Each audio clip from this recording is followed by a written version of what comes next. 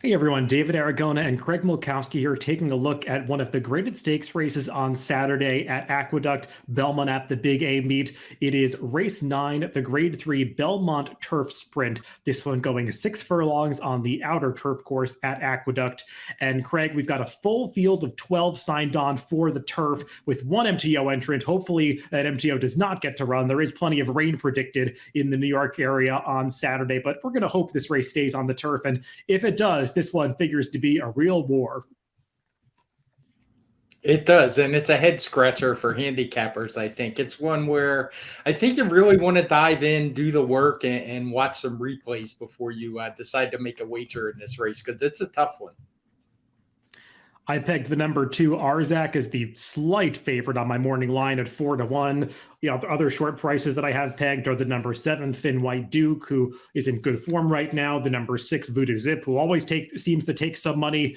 You see that MTO entrant is Greeley and Ben. He's 3-1 on the line if this race does come off the turf. Hopefully it does not, but there's a case to be made for a lot of horses in here. So we're going to try to cover as many of them as we can. Let's dive right before we dive into the contenders, I should say. Let's take a look at the Timeform US pace projector for this race, because I think it's pretty important, Craig. In a field like this, where they look so evenly matched, a field of 12, trips are of utmost importance, and you want to pay attention to who can get that coveted forward position in a race like this. Right. I don't think you necessarily have to be on the lead, but I do think with a big field, you do want to get yourself some position before you get to the turn, maybe try to save some ground, because it could be interesting. And I don't think it's clear cut. We have 3 horses shown right near the front. The one, Noble Emotion, the 3 Nothing Better, and the 5 horse Yes and Yes.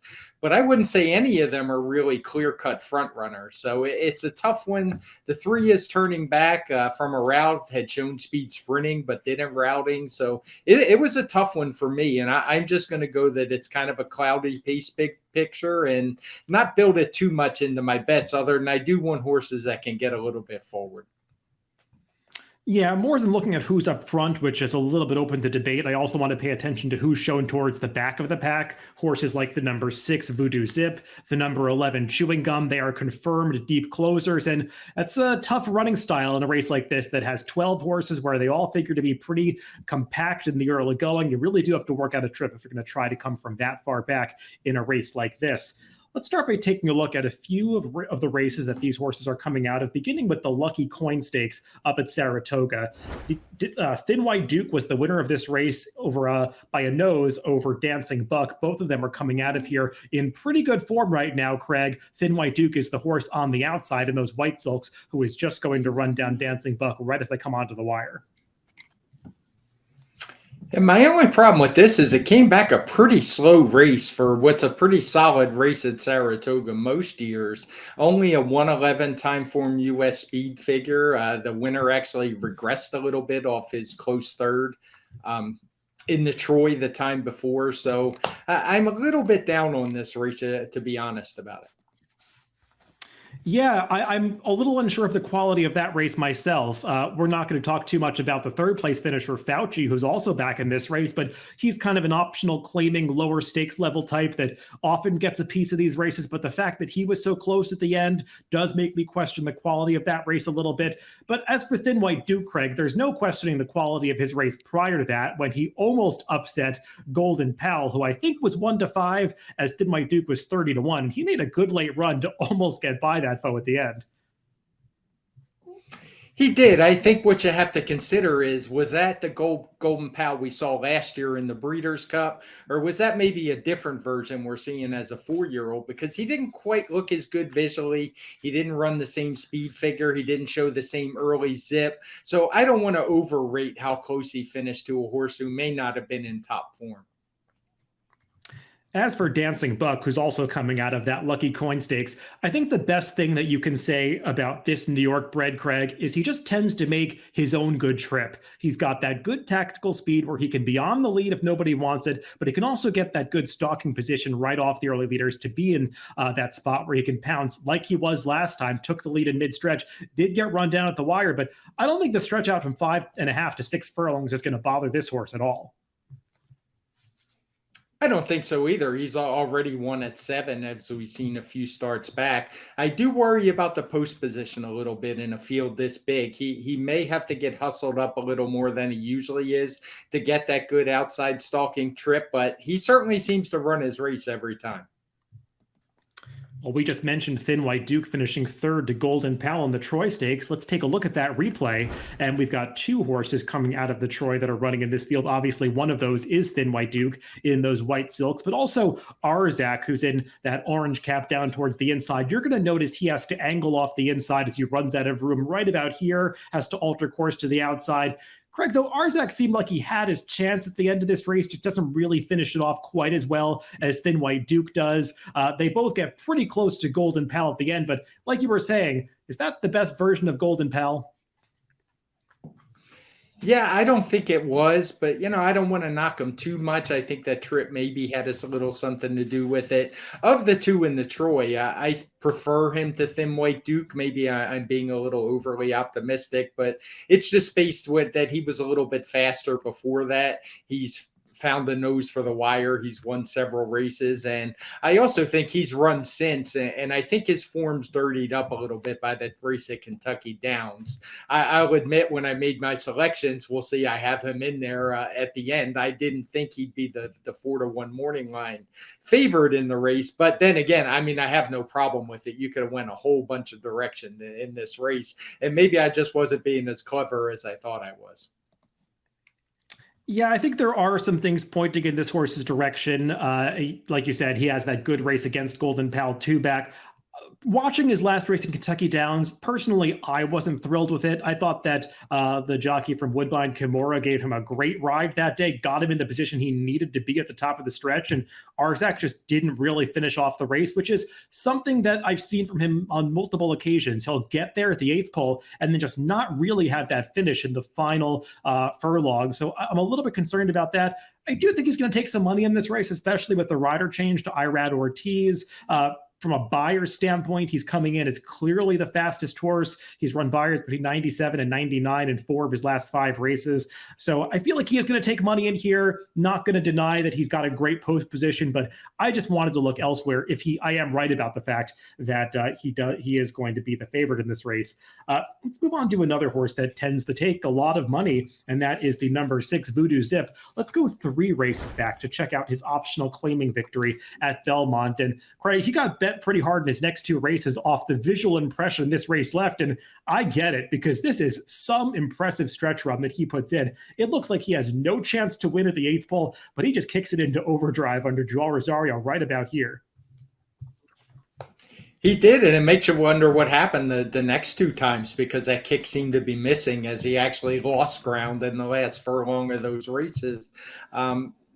Maybe he had a bit of an excuse in there. One was up in Canada where he lost to the very good Bound for Nowhere, a race where Arzak was in second. And he was pretty wide in that the Lucky Coin Stakes, basically the whole way around the track. So I do want to give him a little bit of an excuse for those 2. And if we see that race 3 back again, he would certainly be dangerous.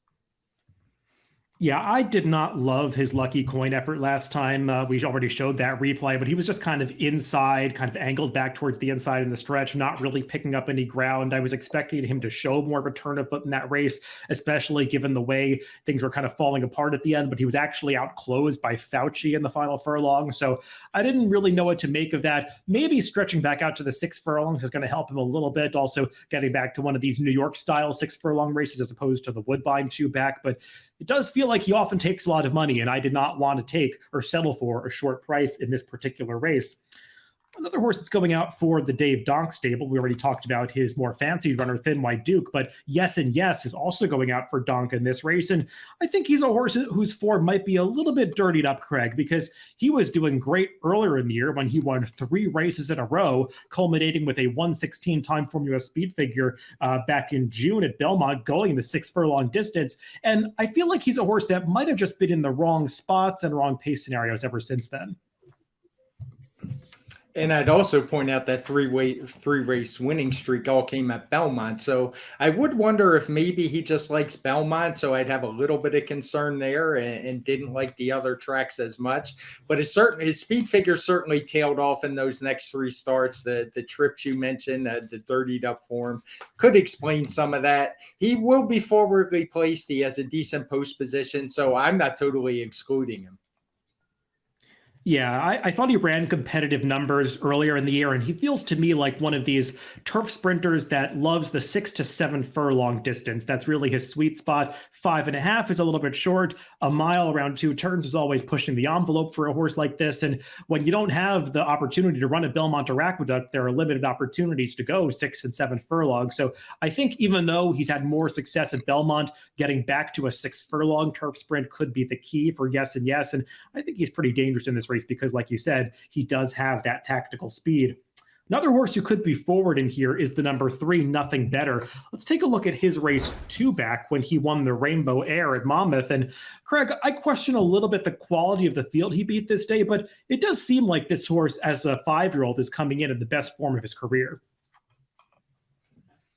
He does. This is a horse we talked about. I think he was entered in the Turf Monster at Parks, but scratched out. And he was a horse that I kind of liked. I was definitely going to use him in the pick 5. And if he can run back to that Monmouth race on the turn back, I don't see why he couldn't run well. I think that 6 furlongs, having seen that he ran fine at a mile last time, the turn back to 6 furlongs should be just fine. He's run well at shorter sprints. He did well at the mile. He was chasing a fast pace that day, got a big number. I'm not totally convinced that number's a great number. Nobody's run back from that race.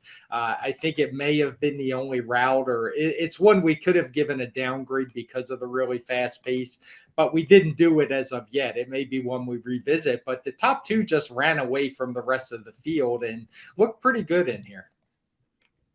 Yeah, I too questioned that 119 a little bit last time, but I do think it fits the overall pattern of this horse where he's just seems to be getting better and better now that he's turned into a 5-year-old gelding. And he's a horse that I think does project to get a good trip in this race because he can be forward. He's drawn towards the inside. The rails are back to the 0 feet setting on the outer turf course at Aqueduct. So inside position is generally good when they take those rails down. So I think that Nothing Better could outrun his odds that got him pegged at 12-1 on the morning line. Let's take a look at 2 horses that are drawn in the far outside post positions. One of those is the number 11, Chewing Gum. This is a horse who actually ran in the Belmont Turf Sprint last year when it was at Belmont, and I thought ran deceptively well that day, finishing 3rd, overcoming a slow pace.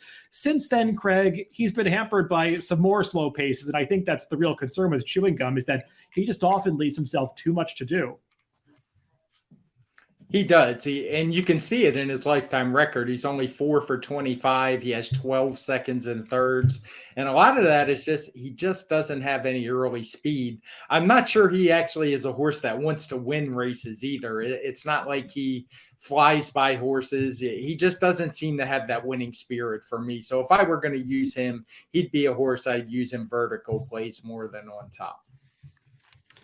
And the final horse we'll talk about is the one drawn all the way on the outside. That is the number 12, Scuttlebuzz. Craig, his recent form definitely leaves something to be desired. He's gone the wrong way a little bit in his last 3 starts, but kind of like I was saying with Yes and Yes, you could make the argument that he's been in the wrong spots in a few of those races. I mean, the Jaipur was tough. He probably does not want to go a mile 2 back. Then he was on the dirt. Prior to that, this horse was a 6 to 7 furlong specialist, and he is 4 for 4 at Aqueduct. He's definitely a horse. I think you could just put a big X over his last 3 races. His speed figures really didn't tail off all that much. His run in the Jaipur, he was never really a factor, but that was obviously a much better race with Casa Creed, who has since stepped up and even won at a mile. The Forbidden Apple was a much faster race, and that grade 3 designation will lead you to believe in the off the turf. It's definitely one you can always line through. So he's one that wouldn't shock me if he ran well. I still think he'd need to run a little bit faster than what he was doing in his best races, and I'm not a big fan of that outside post position. I will also say his last two races came during a period of time when the Rudy Rodriguez barn found the wins pretty hard to come by. They've started to pick it up a little bit recently, so maybe Scuttlebuzz's form can turn around, but I think it's going to have to because he is drawn in that disadvantageous 12 post position, as Craig noted. Let's throw up our picks for this race. And Craig, I'm not surprised that we're on slightly different pages here because there are so many ways you could go in this race. At the end of the day, I just kind of looked at my line and wanted to do a little bit of price shopping to find the horses that I thought would offer the best value in my estimation. So I put the number 5, Yes and Yes, on top. He's not the most likely winner, but I think he projects to get a pretty good trip in this race, and getting back to the 6 furlong distance could be key for him. I've got Dancing Buck in there, who just always runs well, as well as the number 3, Nothing Better, another horse that I think could outrun his odds in this race. And I wound up going with Arzak. Maybe I underthought it a little bit, but I couldn't resist the huge jockey upgrade, the inside post position, the good tactical speed, and the conditioning edge I think you get from running at Kentucky down. So I think he's going to be tough in here. I'd be shocked if he didn't run well. It's a wide open edition of the Belmont Turf Sprint this year being run at Aqueduct on Saturday. Good luck if you're playing the races this weekend.